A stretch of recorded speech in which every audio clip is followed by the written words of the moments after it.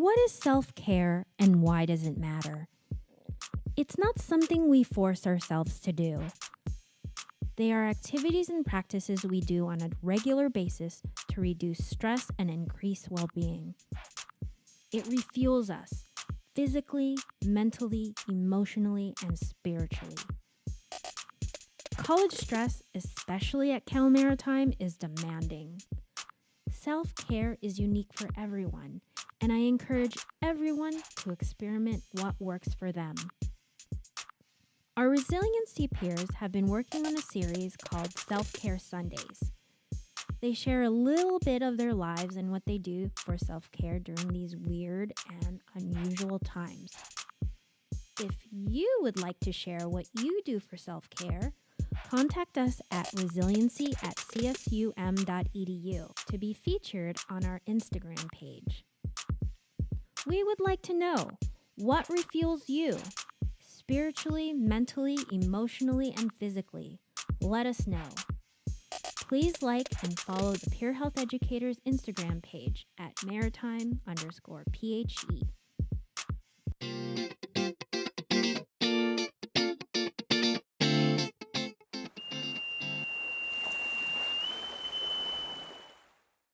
Hi, this is Angelia Costa, the health educator at Cal Maritime, your host for today's Resiliency Project podcast. Our mission is to foster resiliency and connection on campus. We hope to offer health and wellness tips to help you navigate through this academic year. Our next guest, Dr. Frank Yip, is an associate professor in the Department of Sciences and Mathematics. He is the coordinator for the Louis Stokes Alliance for Minority Participation, or LSAMP. It's a program to support underrepresented students and others facing barriers to success in science, technology, engineering, and mathematics.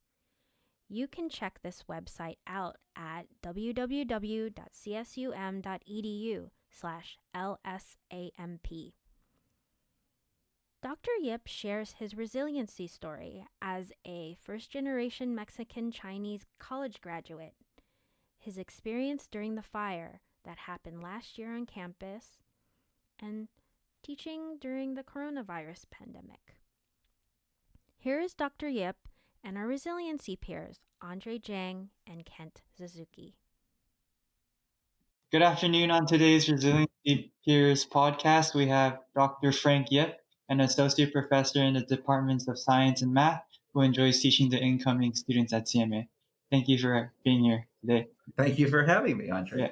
To start off with, what are some ways you have maintained resiliency throughout your college years? So, one of the things I like about teaching first-year students is I identify with them a lot. So I'm a first-generation college graduate, so I was the first in my family to go to college. And I went to school on the East Coast at a place that was completely different from where I grew up, I grew up in El Paso, Texas, which is in the desert. Landing in this very lush and green environment on the East Coast was like eye-opening for me. It was just a new experience. It was difficult. There was, I speak about resiliency, which is the theme of your show. And it was hard to kind of uproot everything at 18 and go to this world that I didn't know, away from my family, and it felt distant. So I identify with like a lot of our students who experience that. Many of them are from California, but others are from elsewhere. But it's still not so much just a geography thing, but certainly a cultural thing and a challenge, a significant change in what their lives are like. And I like to be a part of that on the other end because I remember it very distinctly when I was a student. So, becoming an associate professor, as in your introduction, you have been on a campus for a long time. So, there must have been a lot of changes you've seen on campus. So, what changes did you see that you liked, and what changes did you see that you disliked? It's an interesting question because I think also, like our students who come for the first year adapt to this place. Being a faculty member, you adapt to this place as well, and you see things that are different than what you're used to. And so, I had to kind of get comfortable with students wearing uniforms and things like that, because that was something that That's a was big one. certainly not my experience. We try to adapt to it, but we also try to make sure that people feel comfortable enough to demand changes when they find them appropriate. I think that it's an ever evolving thing. So over the course of the I think 9 years that I've been at Cal Maritime, we've gone through some growth, and my department has grown a lot. I've worked to try to add new classes and adapt the classes that we have so that it better serves our students. It's an interesting process, but I think on the faculty side, you as students don't maybe get to experience this, but certainly in my department, we are very aware of kind of, are we meeting the needs of our students? And I think a lot of the departments are certainly like this, of course. That's what our job is make sure that you guys are getting the best education that you can. It is a wonderful place, that your class sizes and the unique environment that you have with resources, with the ship, with just contact hours with faculty. It makes it very worthwhile, because not a lot of universities have that. Your typical university experience is much more anonymous, I think, than a place like Maritime. And we just want to make sure that the faculty wants to make sure that students kind of feel that proximity to us and leverage it as best they can. And I think that many of our students do. In the recent months, there was like a lot of changes. Last year, I was a freshman, and last year we had the fire, and then this year we have the COVID-19 pandemic. So how like specifically have you adapted to like these sudden changes of teaching? It's, those are big deals, right? They've been tremendously disruptive for all of us. As students, I think, students definitely rely on faculty to kind of like know what they're doing. And, we got to be perfectly honest with a lot of those things. It's like we weren't equipped to handle those right from the get-go. I think we've tried the best we can. The fires last year was really, really disruptive. I remember like just trying to make contact with students and make sure that they were okay was a big challenge. So I lived, within the proximity of the campus, and we were affected. We were part of the power outage shortages at the time. So like my house didn't have power. So, just trying to navigate that at the same time that you had students who were displaced. I know that quite a number of faculty and staff who were better situated actually like met to try to just get students a place to stay for the night, or just so that they could sort it out in the next step, because, there was the prospect that people would have to be housed at the Anchor Center, which is this downtown remote location, but it's not really set up to like have people there. It was a last resort sort of thing. And a number of people attached to our community, and not just faculty and staff, but I think neighboring families realize that's like, I have a spare bed. I can make a kid more comfortable for a few days while they try to sort out what their next step is. And of course, we didn't know what the extent of the damage was, and kind of how bad it had gotten. So it was very delicate to try to address those sorts of things. I think we responded as a community quite well, actually. We made sure that people could adapt. But then at the same time, you come back from that and realize, oh, you're going to be away for weeks, not days, right? So it ended up being, I think, like 12 days or something, which is very disruptive to the curriculum. You guys take 15-week semesters, and, I can speak for my class, it's jam-packed. And I think that's true of all your classes, because you have to hit benchmarks. You have to hit certain amounts of material in order to, be set up to continue on in the next subject. So the ripple effects of these things are very disruptive. We did the best we can, I think, but so that was a challenge. To be followed up by having COVID in the spring, I mean, that's just a whole new ballgame, right? Because that's just not our campus, but that's the whole world. And I don't know to what extent you guys realize the gravity of this sort of thing. I think there were a lot of faculty that I'm friends with who were talking, who have connections to people who work in public health, who study epidemiology, and the signals were not good. Like those people who have that expertise knew. Is like when we got the announcement that the shutdown was going to happen for a period of 3 weeks or something like that. The stay-at-home order was first 3 weeks. Experts knew that is like we're talking 6 months, a year, and now we are, I guess, in over 9 months of this. And it's not been easy, of course. I think that in the spring, I wasn't teaching in the spring. I was on sabbatical, but trying to uproot and continue on with like the last third of the semester was it's hard to describe because it was just such a scramble.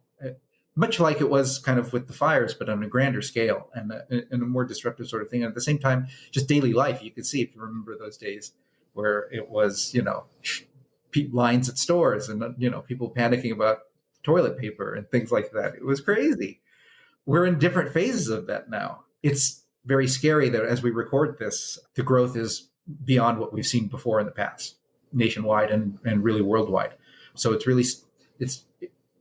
would be nice to say that we've faced the worst of it, but sadly, I think that that's yet to come. And I've enlightened myself a lot more. I hope students have and audiences have about kind of what's at stake here, and kind of what this is a long haul process that much more momentous than I think any of us knew way back in March. So, but I did want to say, like, as far as the faculty being a member of the CSU, in the CSU, we learned from the chancellor's office, who I think was advised by some of these public health experts, that it's not realistic to try to bring students back in the fall. And I think having that information, as disappointing as it was, I remember feeling disappointment because, we want to see you guys. When none of us are interested in doing online education for a career, I think that's why we pick a place like Maritime, which is very well set up to capitalize on face-to-face small group interactions with students. That's our strength, and that's what so many of us value on the faculty side. To be thrown in that world immediately for people in the spring was difficult, but over the summer we got a chance to prepare, knowing that it was going to have to happen again. And a lot of us stepped up to the plate. A lot of us said, people do online education. We are not pros at it, but let's talk to the pros who are. Let's get out there and figure out what's going on and what we can do for that. So I think that's a big difference between what you see in the sudden impact of it and now kind of how it's rolled out in the fall. I hope it's better. I get it's not great. Of course, it's not. It's a poor replacement for what we like to do. But what's called for in these times, I think we're doing the best we can, and I actually think we're getting pretty, a lot of us are trying to get close to something that's equivalent. So I don't know. What's your guys' impressions? Let me ask you. What do you think? I mean, for me, I just came back from doing in-person classes, and I'm really glad the school took measures to make sure that we have at least a minimum amount of training we could do that's possible during these hard times. I'm very grateful that the school does that. But once again, the online structure of the classes is hard than in person because I cannot collaborate with my friends and discuss with the course materials. Now we just text each other, and I feel like I'm more slightly disconnected from everyone else because of it. I feel the same way. I'm still on campus, and I'm waiting on taking a final for one of my license courses. It's difficult for professors. I know you can tell, Professor, it's really hard to adapt, and some of the core curriculum you have to kind of chunk out. You need to know what fundamentals you need to cover of that class period, and the scheduling later on in the future, and that could be really difficult. And I really appreciate how fast the faculty and staff have been able to adapt, and I haven't really seen that much difficulty, at least for me, because I keep myself occupied, and the amount of learning I'm still doing seems to be around the same. I mean, some students say that they probably don't learn as much because they have a hard time learning outside of the classroom. Yeah. But for me, I think I was able to adapt with the video lectures. It takes me more. I'm allowed to have more free time, able to chunk times where I could study rather than when I was before pre-COVID. You have to kind of walk to classes. You're kind of forced to be set on a schedule and forced to eat at a certain time because of going to those classes. But because everything's on Zoom now, you don't necessarily have to go to class. You could just kind of save it for later because it was like video recordings, right? So it's Yeah. a different Yeah. way of And managing. that's absolutely, Andre. And I think that's something I got enlightened to, is like there are different ways to do this, and everybody should play it to their best strengths and to what they think will adapt to our students. And, it's still an experiment in progress. We've only been at this for 13 weeks. It's like trying to master something like that, but I do think it makes a 9-day difference between where we started out and where we kind of will have to go for the next term. So I heard that you were talking about the strengths of the school being in small groups. So following up on that, what are the key elements that made you stay on campus teaching us? Yeah, no, it's a good question, because I'm teaching a lot of intro classes. I actually enjoy the you'd think you get bored of it, but I actually enjoy it because you get a new group of students every time, and I like that. I like that connection. I think, having been here for a number of years and seeing the number of classes who graduate, I keep in touch with quite a number of them after they leave, and watching them evolve and grow and kind of join the working world and now start families and kind of find like more, deeper connections into their lives beyond just like being an 18-year-old student or a 22-year-old student who's graduating and off on this new adventure. It's like, well, you share in that adventure with them a little bit, and I really like that. So it's a motivating thing. I think for me also, I have great colleagues. Like the members of my department all get along. I don't know to what degree you guys know about like how faculty are, but we can be competitive, and we can be, there's a finite number of resources. And in a lot of places, you laugh at that, but in a lot of places, it's seen as a zero-sum game where it's like, if you're winning, then I'm losing. And it can be very contentious. Like people can get into some serious beef about, resources and kind of what we don't, and we're very collegial. I appreciate that about my department. Something you guys don't see, I think, on a day-to-day level, but you benefit from it tremendously, because I think that I value my colleagues and I respect them because I think that they're in it for the same motivations that I am, and that shared value system is absolutely critical, I think, for you to feel value in your job, right? It's interesting because at a place like Maritime, students already have to have some understanding of kind of like what's going to be involved to make this commitment, because it's not your ordinary place, right? You probably talk to your friends where their university experiences are much more kind of like they got a lot to choose from, and they can go in the first year or two and take a bunch of different classes and sort it all out. And with our students at Maritime, it's kind of the opposite. It's like they kind of already know what they want to do. I was not an 18-year-old student and knew what I wanted to do. I had some idea of like some general subjects I wanted to study.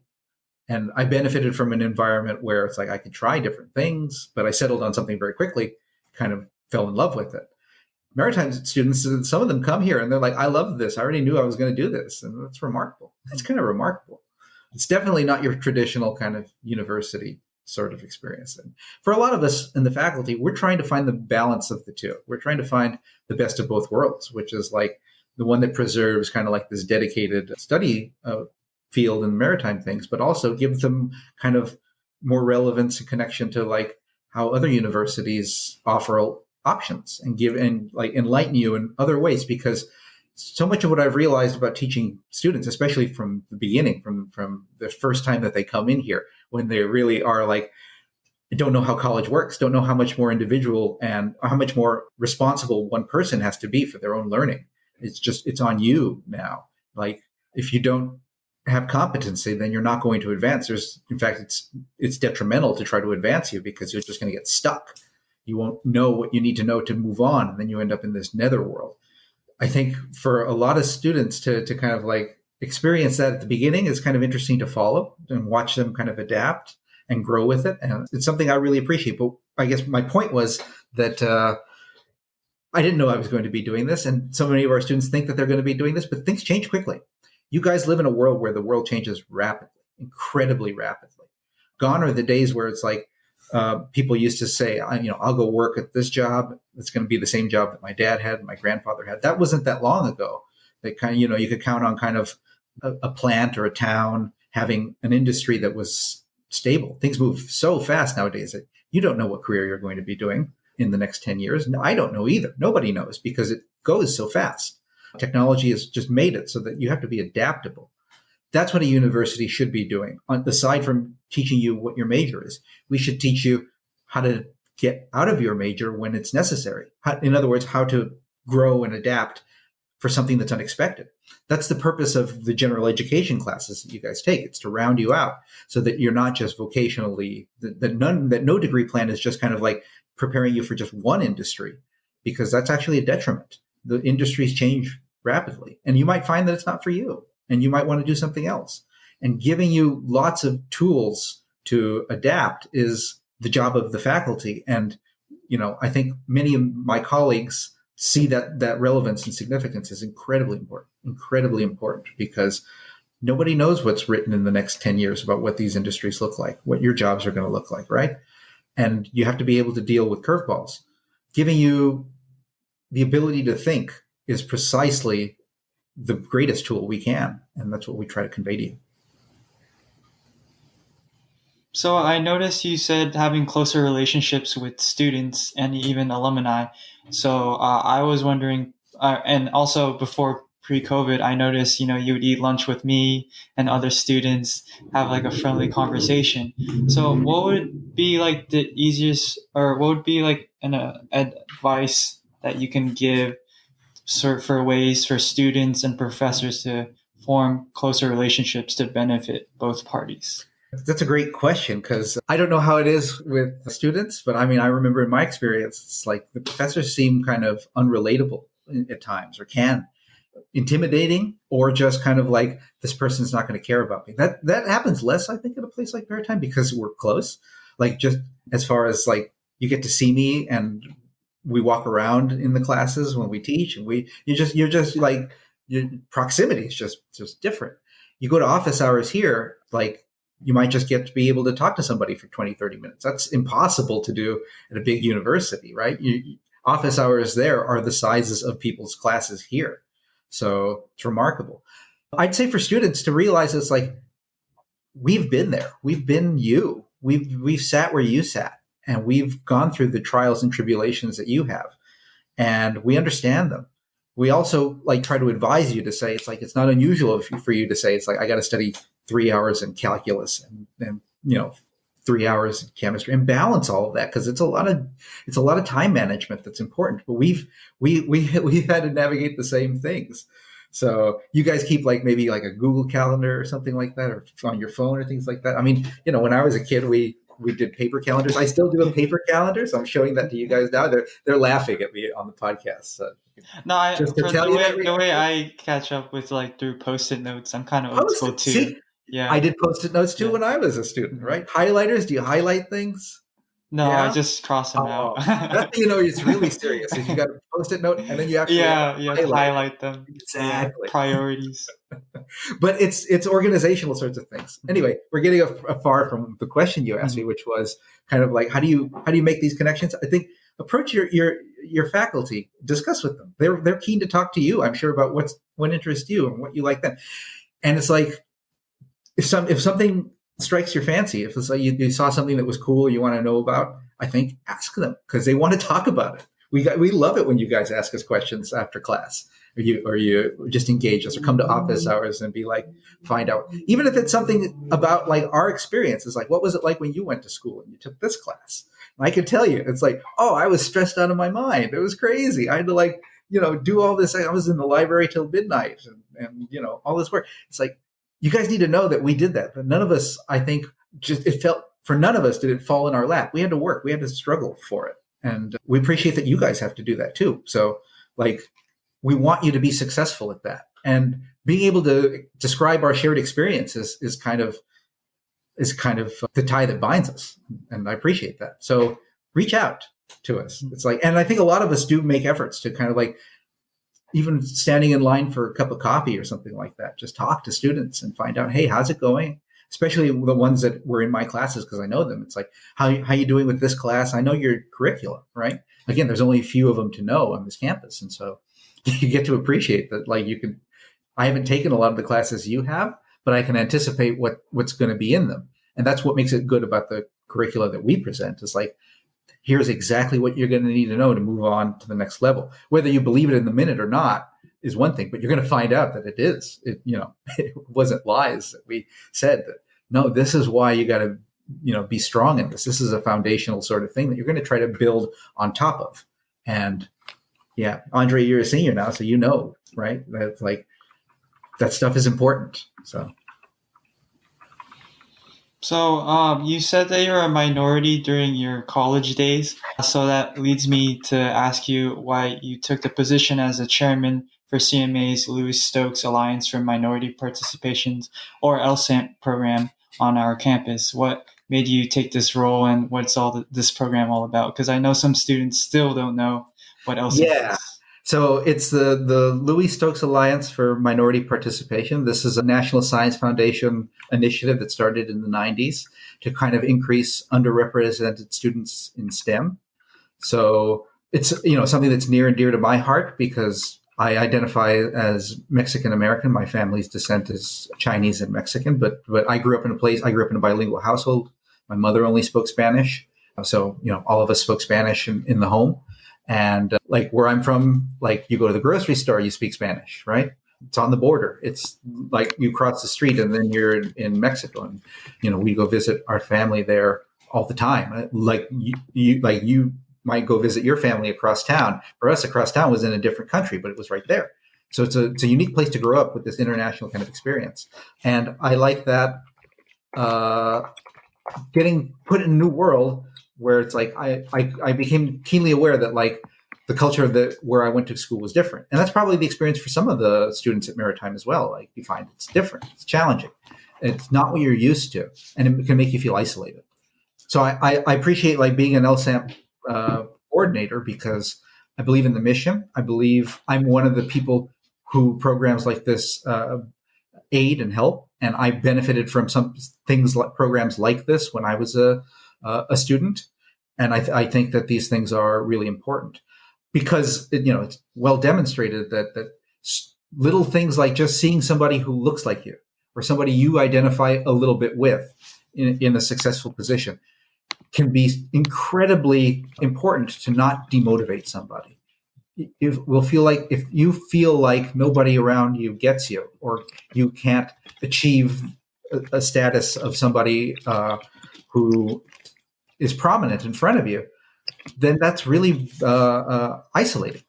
And too often that happens to people. That happens in so many different cases, especially in STEM fields, where things are rigorous, and you might have an interest with this at the earliest stage, and then all of a sudden somebody can say something that's demotivating, or somebody can take an action, even if it's completely unintended, that has huge consequences for whether or not you identify as being able to continue on.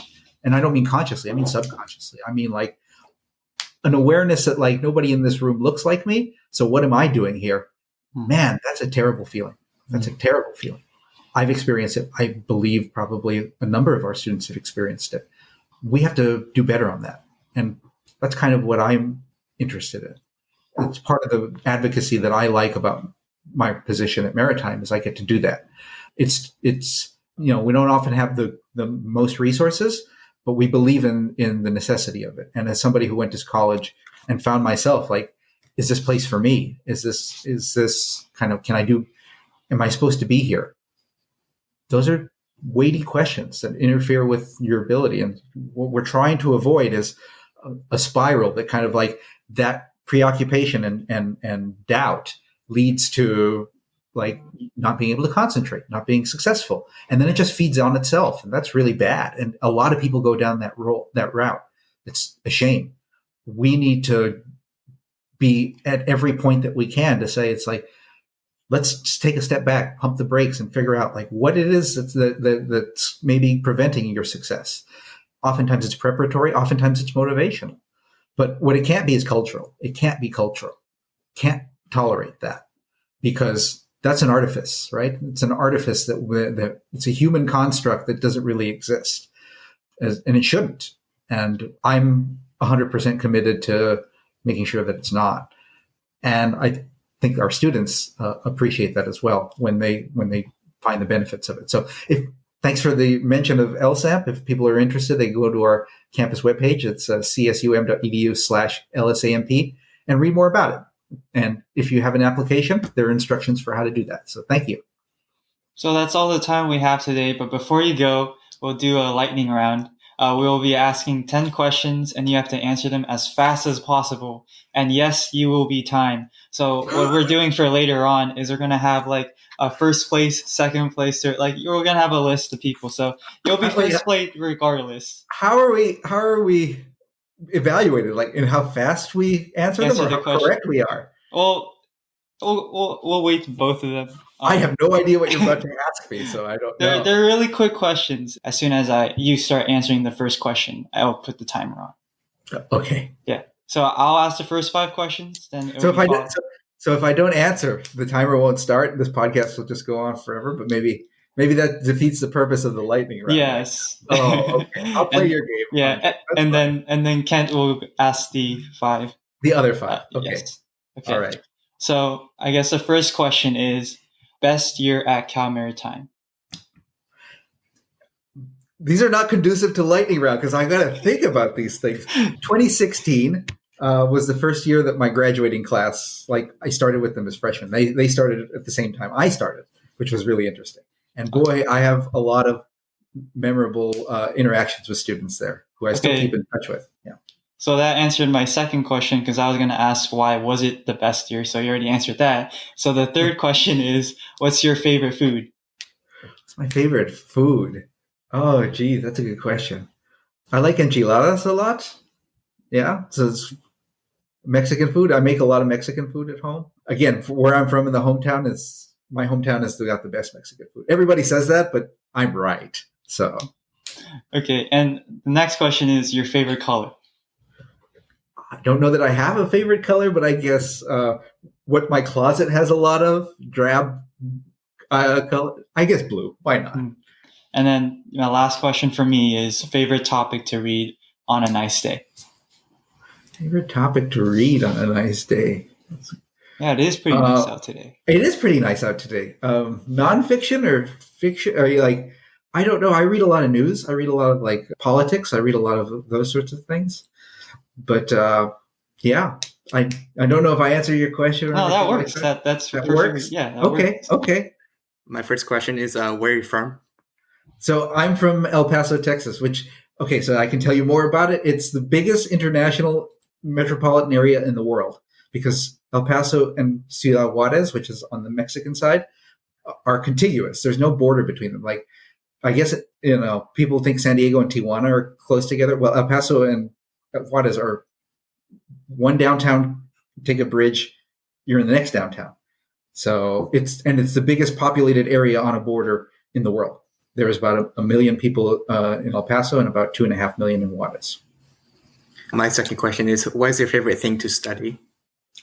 So my field is I better like it. My field is atomic and molecular physics. So that is kind of where physics meets chemistry. And that's really what I like about it. So studying atoms and molecules at the fundamental levels, that's what I like to study. What is your favorite class to teach at CMA?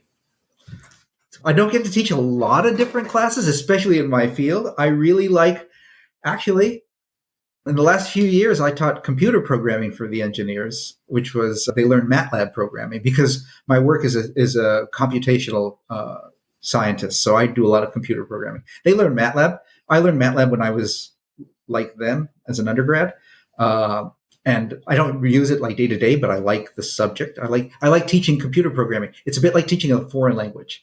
And I'm not a pro at teaching a foreign language. So like the first year I taught it, it was like, I've got to not make faces when people say really ridiculous things.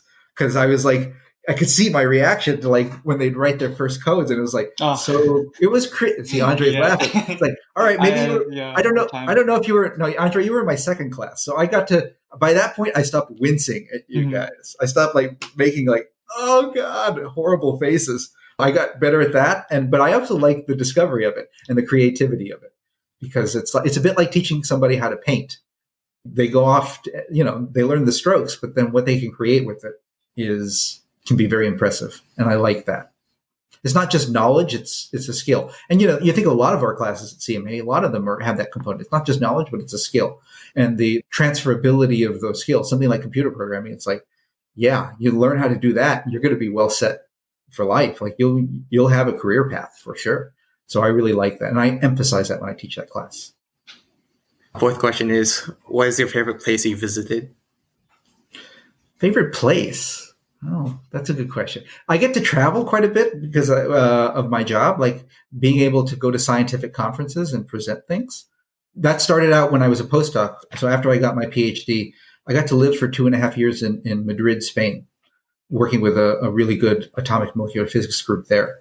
And living internationally was so much fun. It was so great. Again, I had an advantage that I spoke Spanish, but of course, like the vocabulary is different. So different phrases for different things, different swear words, just so you know. So now I have like quite an extensive vocabulary. Exactly.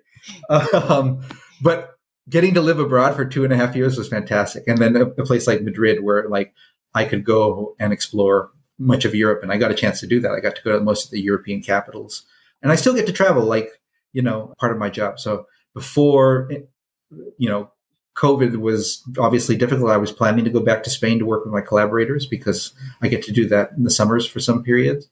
In 2019, I got to go to New Zealand, and I got to go to France for a conference as well. So I was in Normandy area, which was fantastic. And then I got to go to the UK to visit a friend. So that was really nice. And my last question is, what's your favorite hobby? I enjoy playing basketball. I think that that's fun. I like music too. I listen to a lot of like music on the side, and just when I'm working, I have YouTube things on. And you might like, I like to go to the opera and to the symphony. It's like something I miss about you don't get to go see live music, so I miss that. But I have a number of various hobbies, right? All right. Well, that ends our segment on the lightning round. So we appreciate you so much for being here. Thank you for your time I'm pretty sure you have a busy schedule as well. Everybody do be safe.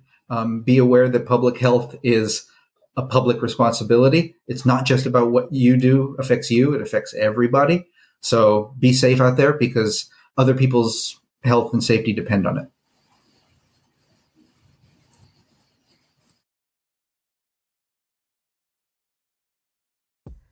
Dr. Yip was really fun and engaging with Andre and Kent when I was watching this podcast.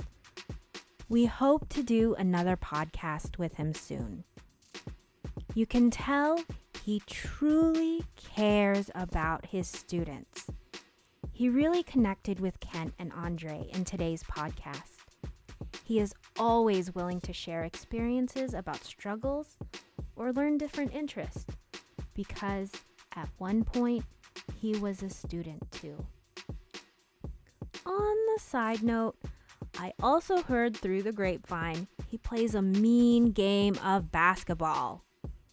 I hope that when the pandemic is over and it's safe to gather again, if you are ever on campus, ask him if he's down to play.